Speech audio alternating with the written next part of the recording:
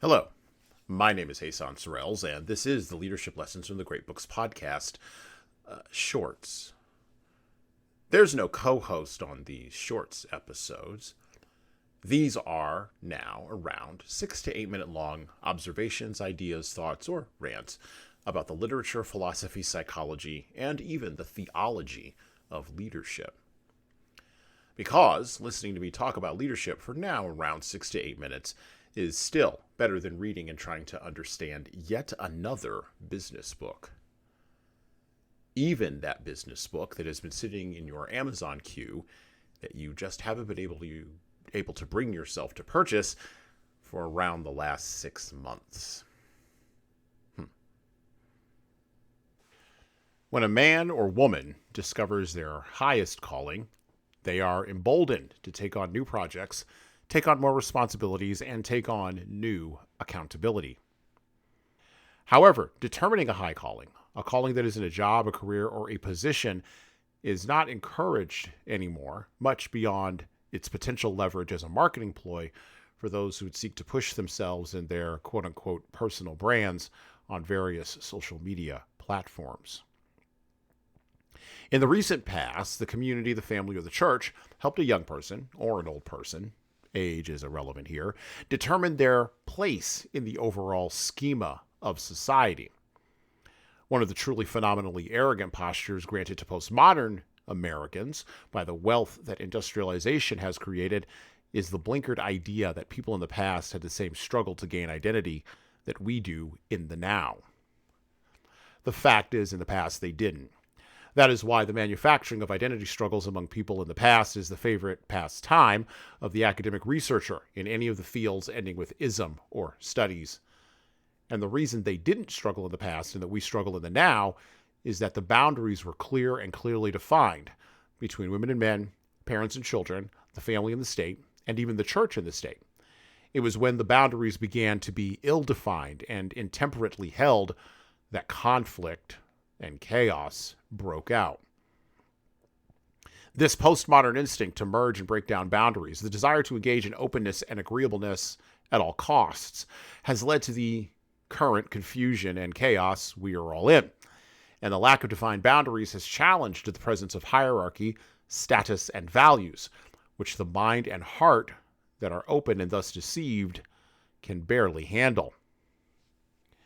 But none of these current challenges have done anything to quench the desire in the human heart to discover or determine its own high calling. Indeed, all the current postmodern challenges in all the areas you can think of, from politics and religion to culture and the media, have exacerbated the problem to the point that the facts of biological reality themselves are currently being challenged and disputed in a vain attempt to fully complete the destruction of hierarchy and to valorize the merging of everything into, well, everything else.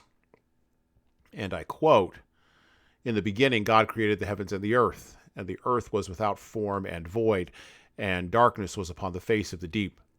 And the Spirit of God moved across the face of the waters. And God said, 'Let there be light,' and there was light. And God saw that the light was good.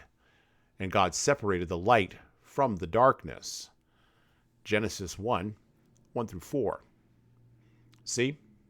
Even there, the very first high calling in the act of creation involved separation and creation of a hierarchy, pulled forth from confusion, void, and darkness. People, all people, not just Americans, made in God's image are called to the highest possibilities, even in our own chaotic and confused times.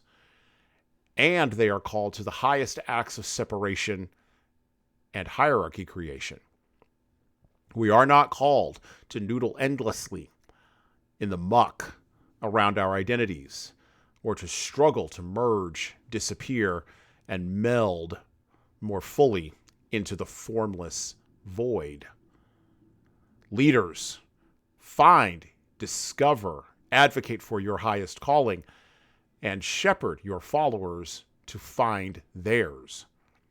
It's the greatest gift you can give to them. And well, that's it for me. Thank you for listening and subscribing to the Leadership Lessons from the Great Books podcast.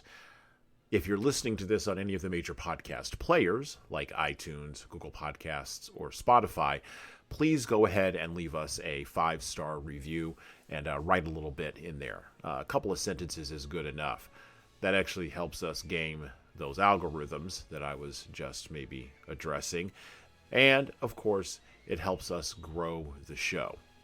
Tell all your family, tell all your friends, and tell the leaders in your life that you know that need to be listening to this show that this show exists.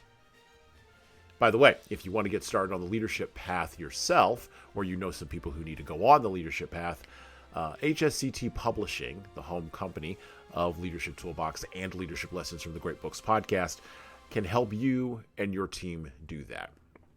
So check out our training webinars, coaching services, and more at leadershiptoolbox.us.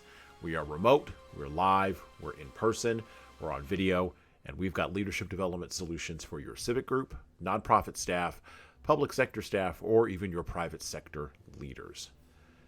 And of course, you're going to want to check out our video-based subscription service at leadingkeys.com. That's leadingkeys.com for leadership development on demand.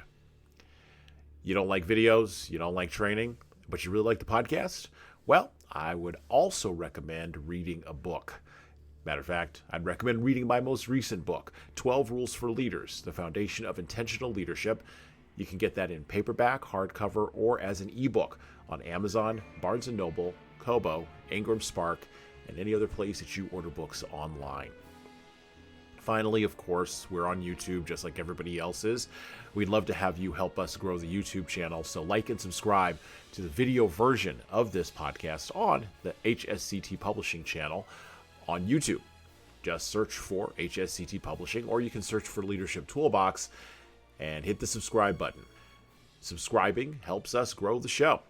As it does with the audio, just is the same with the video. All right, that's it for me.